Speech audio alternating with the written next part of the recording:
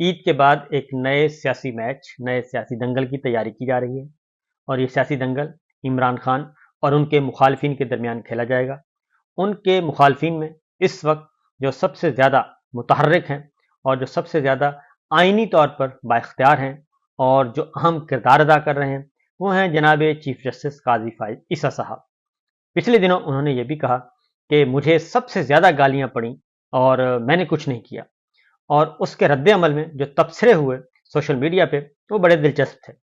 اور کسی نے بھی یہ نہیں کہا کہ سر آپ اس کے مستحق نہیں تھے۔ سب نے کہا جی سر ایسا ہی ہے، ہاں سر ایسا ہی ہوا، اور بہت سو نے یہ بھی کہا کہ سر ذرا سوچئے ایسا کیوں ہوا۔ تو میرا خیال ہے کہ ہر انسان کو پتا ہوتا ہے کہ ایسا کیوں ہوا۔ تو بہرحال یہ قاضی صاحب کے اپنے اختیار میں ہے، اللہ تعالیٰ نے ان کو ایک بلند ترین رتبہ دیا ہے۔ پاکستان میں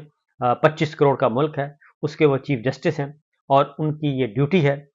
قانونی آئینی طور پر بھی، اور اللہ کی طرف سے بھی ان کی یہ ذمہ داری ہے کہ وہ سب کے ساتھ انصاف کریں، عدل کریں، اور کسی کے ساتھ زیادتی نہ خود کریں نہ ہونے دیں۔ لیکن ایسا ہوا نہیں، کیونکہ اس جو سیاسی میچ کھیلا جائے گا اس کا تعلق فارم 47 سے ہے، اور اس کا تعلق یہ جو جعلی نظام قائم کیا ہے، اور جو جعلی نظام قائم کرنے میں قاضی فائز عیسیٰ صاحب کا اپنا بہت اہم کردار ہے، اور وہ چاہتے تو یہ جعلی نظام میں رکاوٹ کھڑی کر سکتے تھے اور اپنا کردار ادا کر سکتے تھے۔ لیکن الیکشن کے پہلے جو دھاندلی ہوتی رہی، الیکشن کے بعد جو دھاندلی ہوئی، پھر نتیجہ چوری ہوا، یہ سب کچھ میں قاضی صاحب جو ہیں وہ خاموش رہے، اور اسی خاموشی کا فائدہ اٹھاتے ہوئے اس وقت پورے ملک میں، پنجاب میں، سینٹر میں، بلوچستان میں ایک فارم 47 کے جعلی ایک نظام حکومت کام کر رہا ہے، اور بہت سارے سندھ میں، کراچی میں سارے کا سارا مینڈیٹ چوری ہوا، لیکن قاضی صاحب جو ہیں وہ مسلسل خاموش، بلکہ وہ ان کے درمیان جا کے بیٹھے رہے اور ایوان سے ہو کے آئے۔ ایک طرف اسحاق ڈار صاحب بیٹھے تھے اور دوسری طرف زرداری صاحب بیٹھے تھے۔ تو بہرحال ابھی بھی یہ کھیل چل رہا ہے، یہ رکا نہیں ہے، کیونکہ جو انہیں کہا جا رہا ہے، گورنمنٹ کی طرف سے کہا جاتا ہے یا ادروائز پنڈی سے کچھ کہا جاتا ہے، کوئی فرمائش کی جاتی ہے، تو فوراً وہ خواہش اور فرمائش پوری کر دیتے ہیں۔ ابھی کیونکہ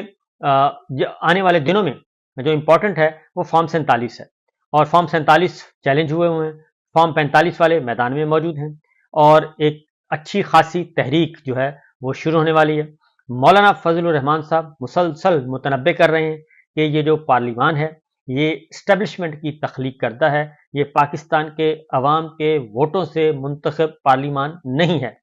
جو جیتے ہیں وہ بھی رو رہے ہیں، اور جو ہارے ہیں وہ بھی رو رہے ہیں، کیونکہ یہ نظام ایک قائم کیا گیا ہے زبردستی، یہ اصلاً یہ نتیجہ نہیں جو کہ ظاہر کیا گیا ہے۔ اب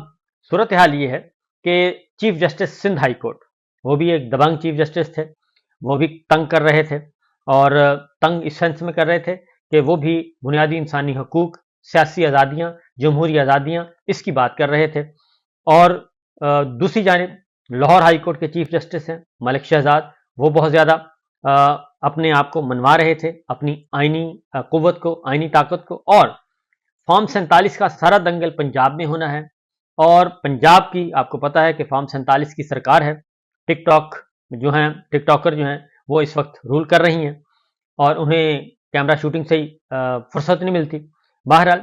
الیکشن ٹریبیونل کا معاملہ ہے، الیکشن ٹریبیونل انہوں نے اپوائنٹ کی ہیں، وہ نہیں لیے گئے، انسداد دہشت گردی کی عدالت کے جج وہ نہیں لیے گئے، اور ان کے ساتھ یہ ضد چل رہی ہے کہ نہیں جناب، ہم جن کو لگائیں گے وہ ججز آئیں گے۔ اور پھر یہ فرمائش کی گئی کچھ عرصہ پہلے کہ جناب ملک شہزاد صاحب chief justice Lahore high court کو، انہیں یہاں سے اٹھا لیا جائے، یعنی کہ سپریم کورٹ لے جائیں، ان سے ہماری جان چھڑوائی جائے۔ اسی طریقے سے chief justice Sindh high court Aqeel Abbasi صاحب، ان کے بارے میں بھی یہی تھا کہ ان سے بھی جان چھڑوائی جائے، ان کو بھی آپ لے جائیں۔ لہٰذا دو چیف جسٹس صاحبان کو لانے کا بندوبست کیا گیا، اور اس کے ساتھ ساتھ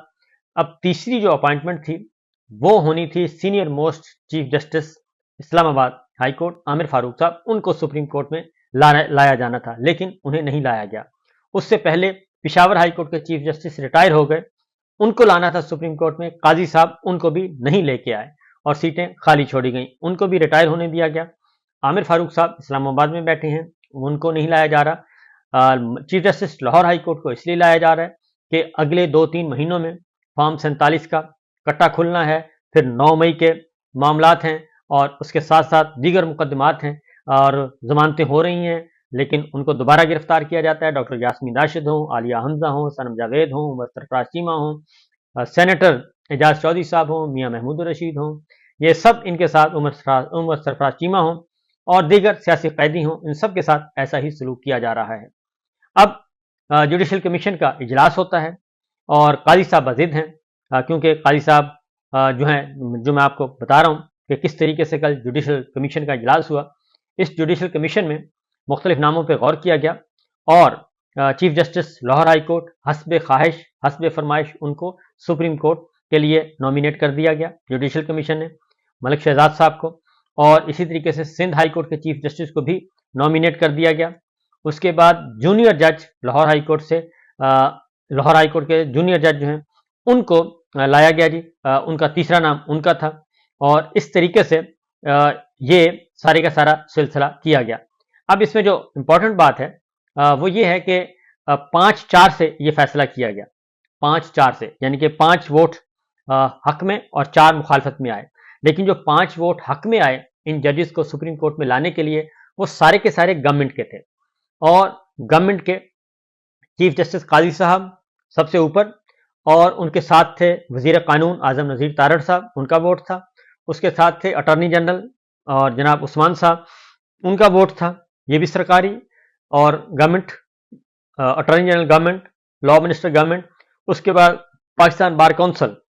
उनका वोट था, वो भी गवर्नमेंट, सेमी गवर्नमेंट होती है, वो भी गवर्नमेंट समझे। तो इस तरीके से ये 3 वोट जो हैं गवर्नमेंट के वोट और चौथा काजी साहब का वोट, तो ये 4 वोट, एक और सिर्फ एक जज जो हैं ऑनरेबल जज, उन्होंने काजी साहब का वोट साथ दिया और ये 5 हो गए। दूसरी जानिब सुप्रीम कोर्ट के सीनियर मोस्ट जजेस जो हैं मंसूर अली शाह साहब हैं, मुनीब अख्तर साहब हैं, मलिक मंजूर साहब हैं और एक और नाम मेरे ज़हन में नहीं है। तो ये 4 जजेस जो हैं वो दूसरी साइड पे हैं, यानी तमाम जज जो सुपीरियर जुडिशरी है वो उन्होंने अपोज किया। लेकिन गवर्नमेंट के कहने पे, एग्जेक्टिव के कहने पे ये अपॉइंटमेंट्स हुई हैं, जुडिशरी के कहने पे नहीं हो रही। ये अगर आप गवर्नमेंट को निकाल दें, law minister, executive, PBC, Pakistan bar council निकाल दें बाहर और उसके बाद अटॉर्नी जनरल, एग्जेक्टिव, इन तीनों को बाहर निकाल दें, तो चीफ जस्टिस काजी फाइसा साहब का एक वोट और एक और ऑनरेबल जज का वोट, ये 2 जुडिशरी से, बाकी 4 जो वोट हैं जुडिशरी के वो दूसरी साइड पे हैं। उन्होंने इन अपॉइंटमेंट्स को अपोज किया। तो ये सिचुएशन हुई है और ये सूरत हाल हुई है, लेकिन काजी साहब इस बारे में जुडिशल कमीशन के जरिए कामयाब हो गए और ये नाम हो गए हैं फाइनल।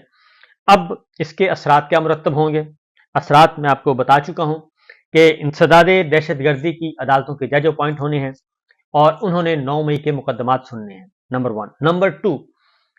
फॉर्म 47, फॉर्म 45 जितनी भी इलेक्शन पिटीशंस हैं पंजाब भर की, कौमी असम्बली और सूबाई असम्बली, वो उन्होंने सुननी है और उसके लिए भी जो जजेस हैं वो chief justice Lahore high court की मर्जी से आएंगे। नए चीफ जस्टिस साहब जो आ रहे हैं उनकी मर्जी से आएंगे और जाहिर है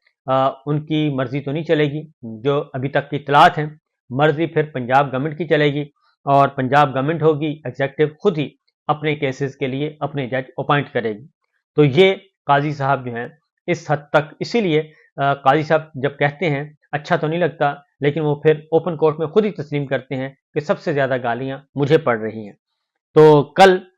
एक अच्छी बातें करते रहे इमरान खान साहब के साथ, लेकिन इमरान खान साहब ने वो सही जवाब दिया है कि मैंने पहले भी सुप्रीम कोर्ट ऑफ पाकिस्तान के चीफ जस्टिस उमर अता बंदयाल साहब के कहने पर, और हमने मुज़ाकरात शुरू किए थे 90 दिन के अंदर अंदर इंतखाबात के, लेकिन वो मुज़ाकरात भी नाकाम हुए और चीफ जस्टिस उमर अता बंदयाल साहब उस वक्त की अपोजिशन के धमकियों के ज़ेर असर आ गए और ब्लैकमेलिंग में आ गए और उन्होंने भी वो फिर पीछे हट गए। तो लिहाजा ये चीज़ अभी चल रही है और आने वाले दिनों में ये बड़ी इंपॉर्टेंट होगी। आगे जो अगली खबर है वो है सोशल मीडिया, क्योंकि सोशल मीडिया को काबू करने की बहुत कोशिश की जा रही है और अब एक फायरवॉल लगाई जा रही है, नाम निहाद सो कॉल्ड फायरवॉल, और इसका बुनियादी मकसद है कि आपने सोशल मीडिया और डिजिटल मीडिया को कैसे काबू करना है। यानी ट्विटर पे यूट्यूब को, इंस्टाग्राम को, टिकटॉक को और फेसबुक को, इन सब को कैसे आपने काबू करना है, कंटेंट को काबू कैसे करना है, और जो लोग इनको ऑपरेट करते हैं और जो अपनी आवाज़ पहुंचाते हैं उनको कंट्रोल कैसे करना है। ये फायरवॉल का मकसद है। ये टेक्नोलॉजी अरबों रुपया खर्च करके, अरबों रुपया, 2, 4, 6 अरब नहीं, बल्कि कोई मेरा ख्याल है कि 40-50 अरब रुपया खर्च करके ये ली गई है जी, टेक्नोलॉजी ली गई है। और इसका बुनियादी मकसद यही है कि किसी भी तरीके से, और क्योंकि इलेक्ट्रॉनिक डिजिटल मीडिया कंट्रोल किया जा चुका है, और उसके बाद जो टिकटॉक जो है वो ऑलरेडी कंट्रोल में है, और उसके साथ साथ ट्विटर जो है वो बंद किया हुआ है तवील अरसे से, और रहता है यूट्यूब और फेसबुक।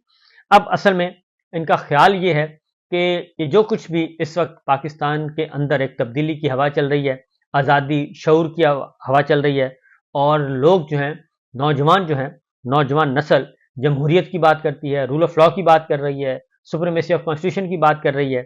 और वो गैर जमहूरी हथकंडों के खिलाफ मज़ाहमत कर रही है। और सोशल मीडिया एक असल इम्पॉर्टेंट हथियार है, डिजिटल मीडिया हथियार है। इनको कंट्रोल कैसे किया जाए, क्योंकि पहले जितनी भी पाबंदियां लगाई हैं उसका फ़ायदा कोई नहीं हुआ, और क्योंकि पाकिस्तान के अवाम के दिलो दिमाग तब्दील हो चुके हैं, इसलिए